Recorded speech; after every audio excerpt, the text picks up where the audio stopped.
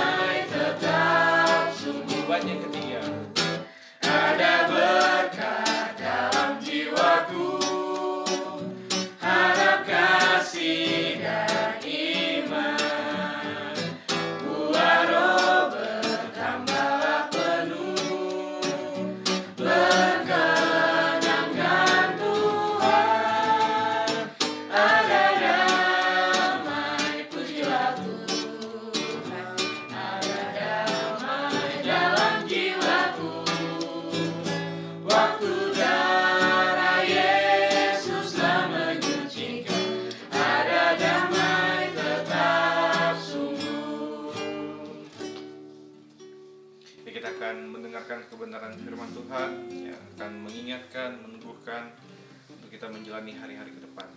Sebelum itu kita akan pujian dari NYTB nomor 98, Percaya dan Taat.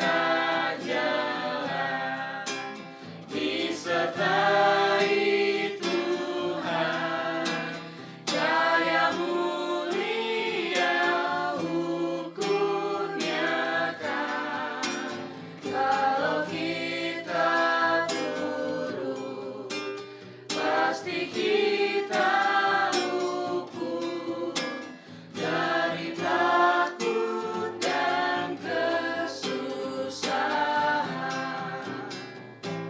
Percayalah, taat kepadanya,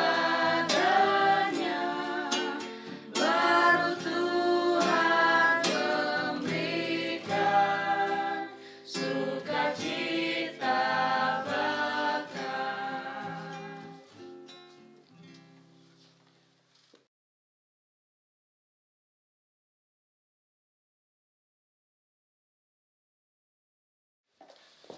Shalom, selamat pagi Bapak Ibu yang Tuhan Yesus kasihi. Kita berjumpa lagi dalam program Bekal Pagi pada edisi hari ini. Namun sebelum kita belajar dari kebenaran firman Tuhan, mari kita berdoa bersama.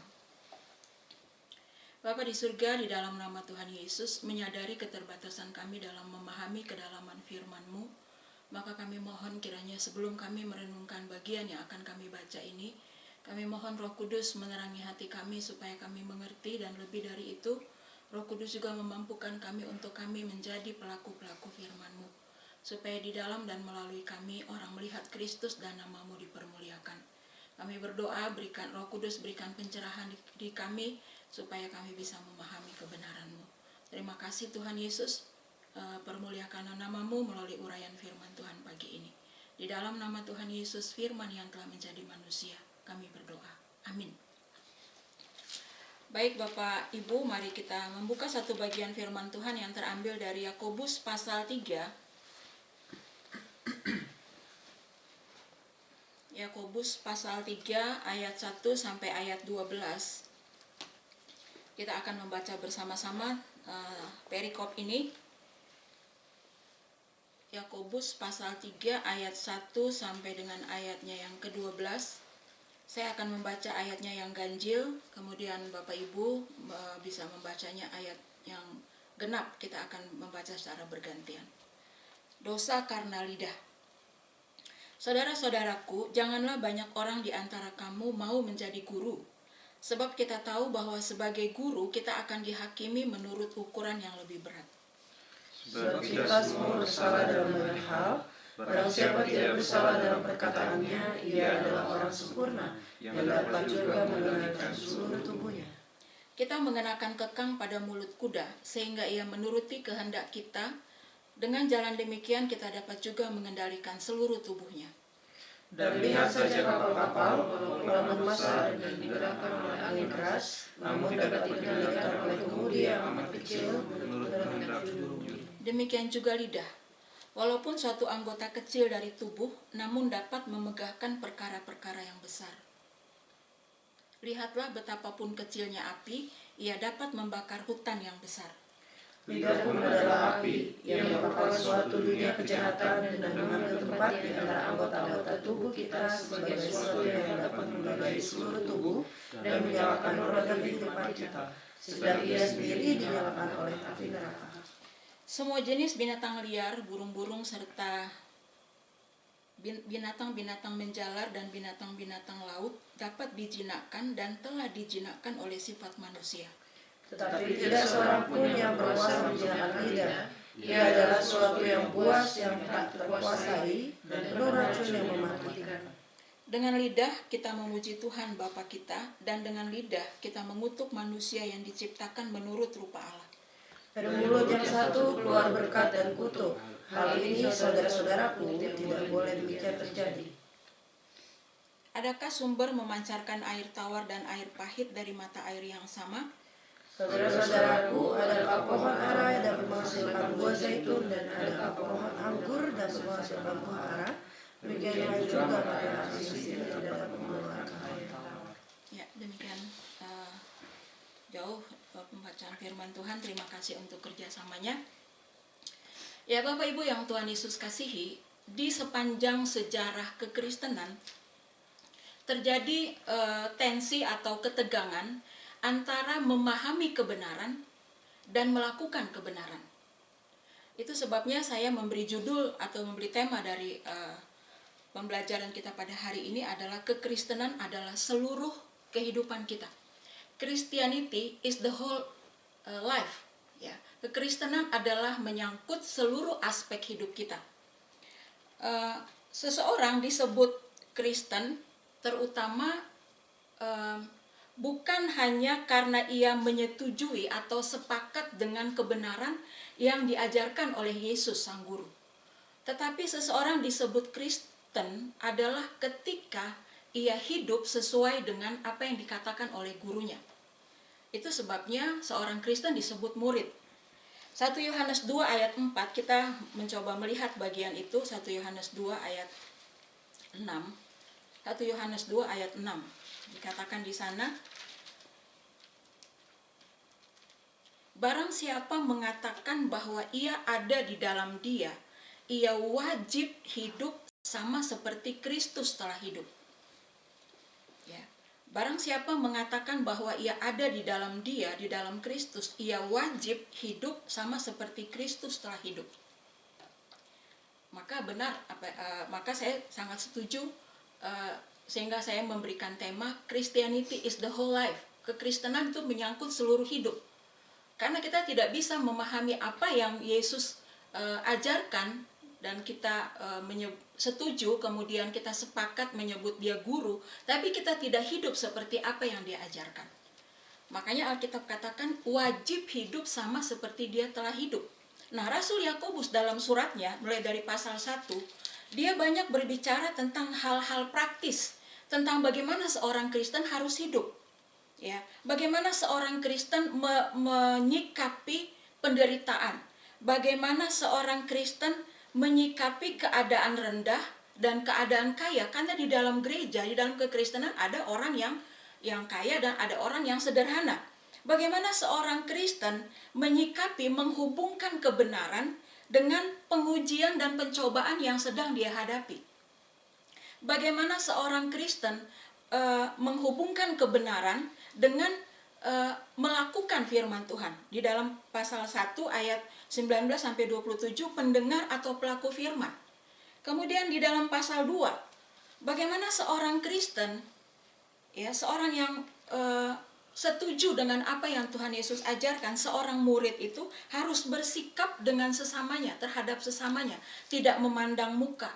Kemudian di dalam pasal 2 ayat 14-26, iman tanpa perbuatan pada hakikatnya mati, yaitu bisa menselaraskan konsep-konsep iman, konsep-konsep kebenaran yang sudah diajarkan itu dengan perilaku hidup, dengan perbuatan nyata.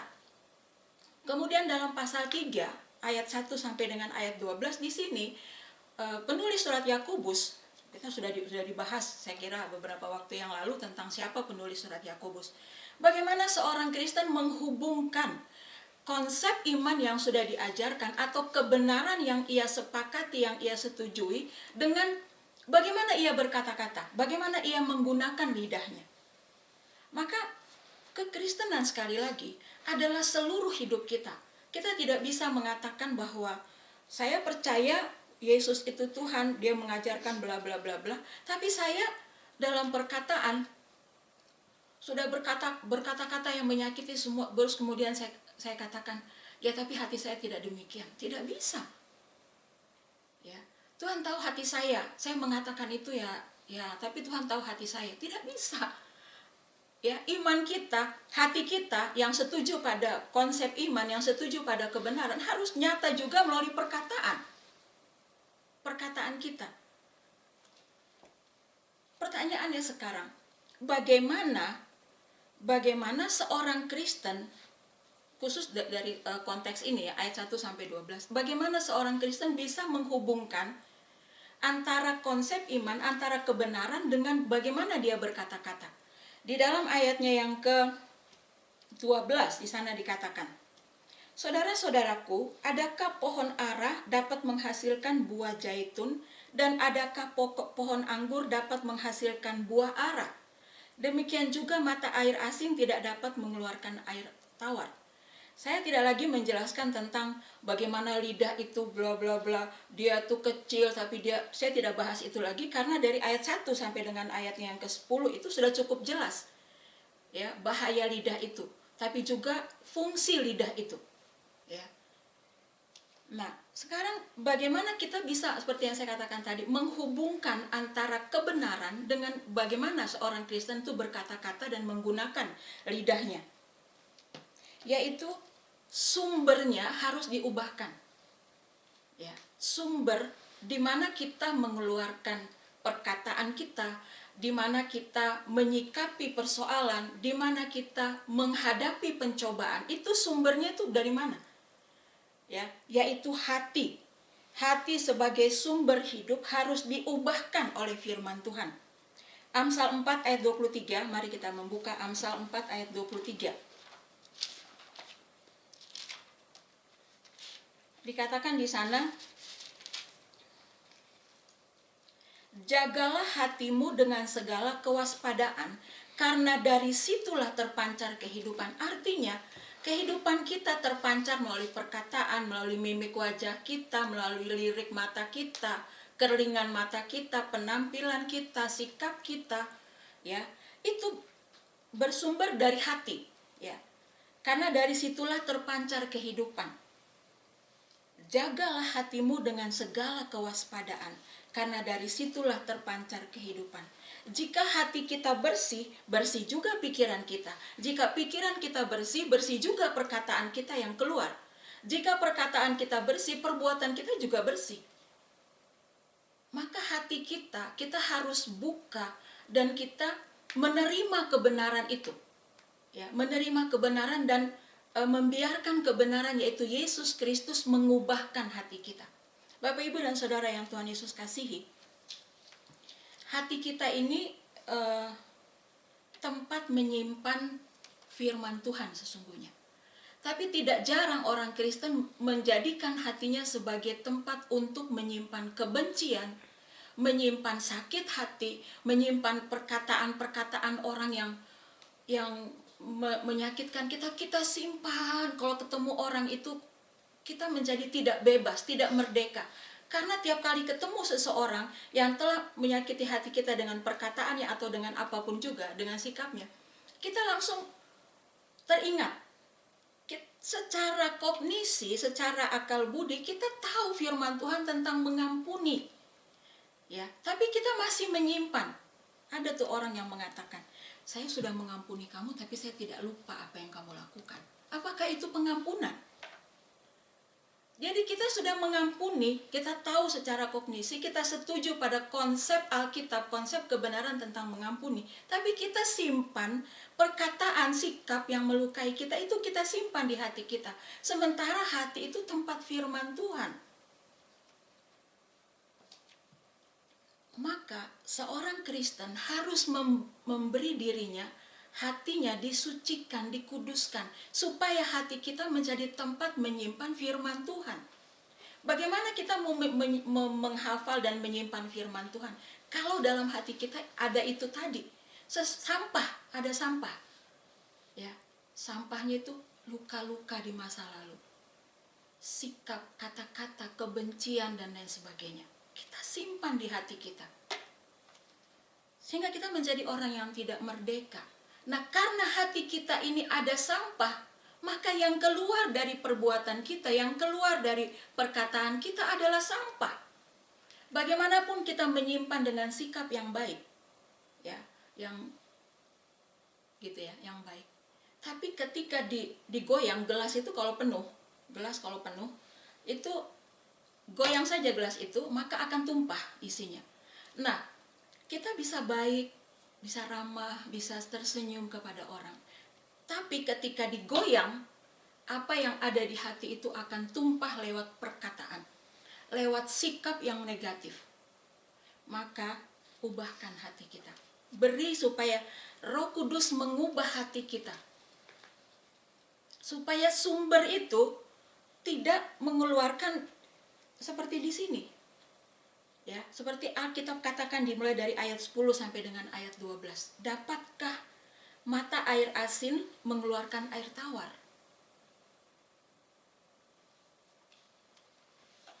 Dan yang kedua, sebelum saya sampai kepada yang inti dari teks ini, yaitu kita perlu minta hikmat.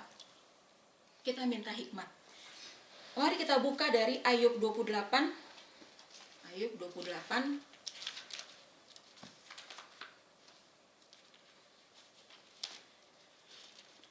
Di sana dikatakan ayat 20, hikmat itu dari manakah datangnya?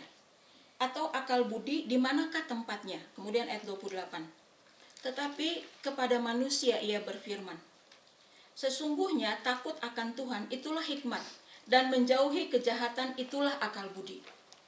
Dan juga dalam Yakobus pasal 1, ya, penulis surat Yakobus ini bicara tentang minta hikmat yang dari Tuhan. Supaya kita bukan hanya bisa bicara benar, ya, tapi juga bicara dengan benar pada orang yang benar, pada waktu yang benar, gitu.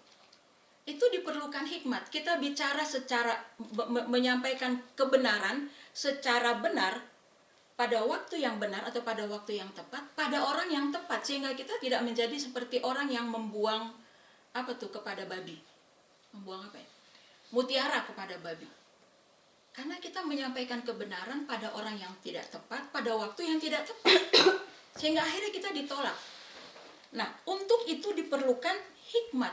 Supaya kita bisa berbicara atau menggunakan lidah kita dengan tepat, pada waktu yang tepat, pada orang yang tepat. Diperlukan hikmat. Menggunakan lidah secara tepat. Atau kita bisa menghubungkan antara kebenaran yang ada di otak kita ini dan kita menyampaikannya secara benar menggunakan lidah kita secara benar. Diperlukan hikmat, dan hikmat itu bersumber dari takut akan Allah.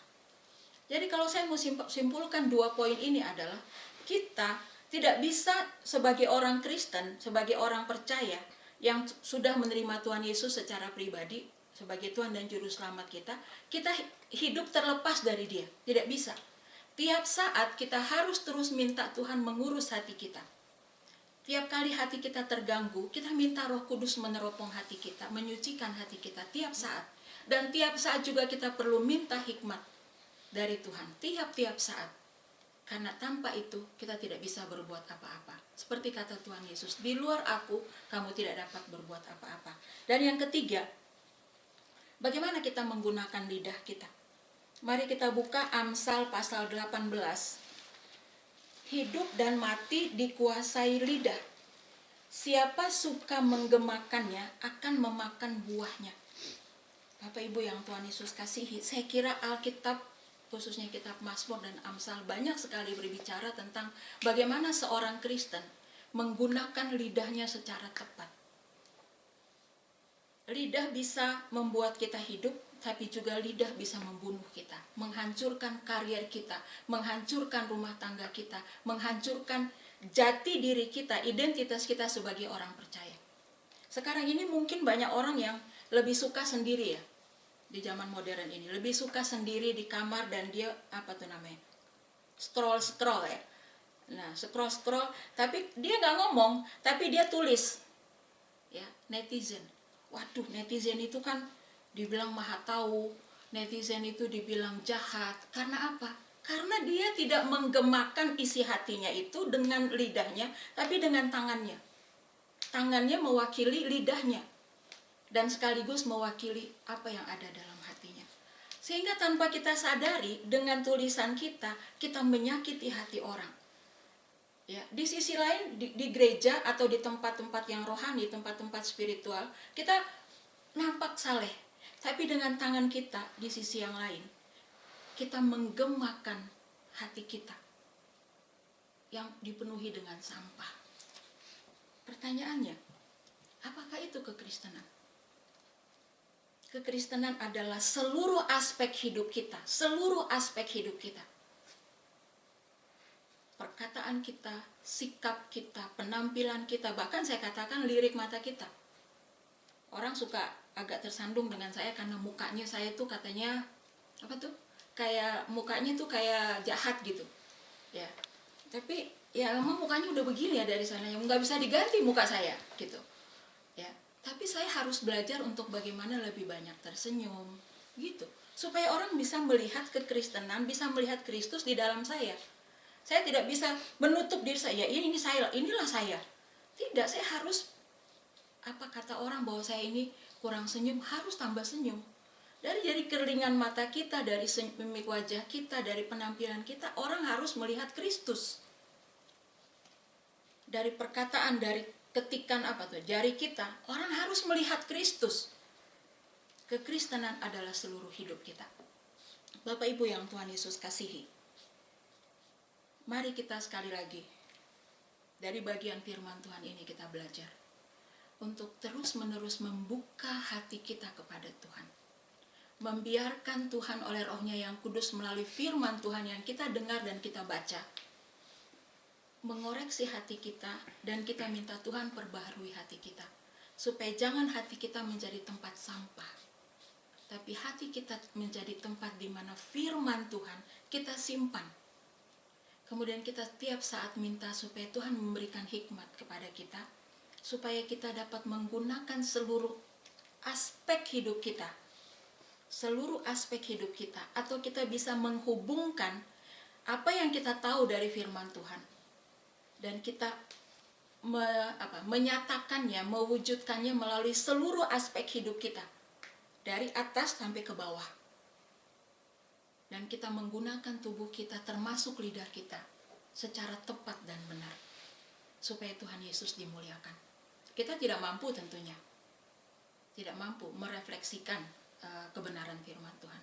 Tapi kita bersyukur bahwa Tuhan memberikan kita peralatan, yaitu Roh Kudus. Memberikan kita Roh Kudus yang akan memampukan kita, menolong kita untuk hidup sesuai dengan kebenarannya. Tuhan Yesus memberkati kita semua. Mari kita berdoa. Bapa di dalam surga, kami mengucap syukur untuk kebenaran firman-Mu. Kami mohon kiranya Roh Kudus meneropong, menyelidiki hati kami sebagaimana Daud berkata, selidikilah aku. Jika engkau mendapati jalanku serong, bawalah aku dalam jalan kebenaran. Kami berdoa Tuhan Yesus, kiranya Roh Kudus meneropong, menyelidiki hati kami. Jika hati kami selama ini menjadi tempat sampah, di mana kami menyimpan hal-hal yang kami lihat, yang orang katakan kepada kami, yang melukai kami, hati kami menyimpan sakit, menyimpan dendam, menyimpan amarah. Tuhan Yesus, kami mau berdoa, Tuhan Yesus, angkat itu oleh Roh-Mu yang kudus dan menolong kami, mampukan kami supaya hati kami menjadi tempat firman Tuhan, menjadi tempat di mana Tuhan Yesus bertahta dalam hidup kami. Dan tolong kami supaya kami minta hikmat tiap-tiap hari, sehingga kami dapat hidup secara benar dan menggunakan seluruh anggota tubuh kami, termasuk lidah kami, secara tepat dan benar. Dan sehingga kami dapat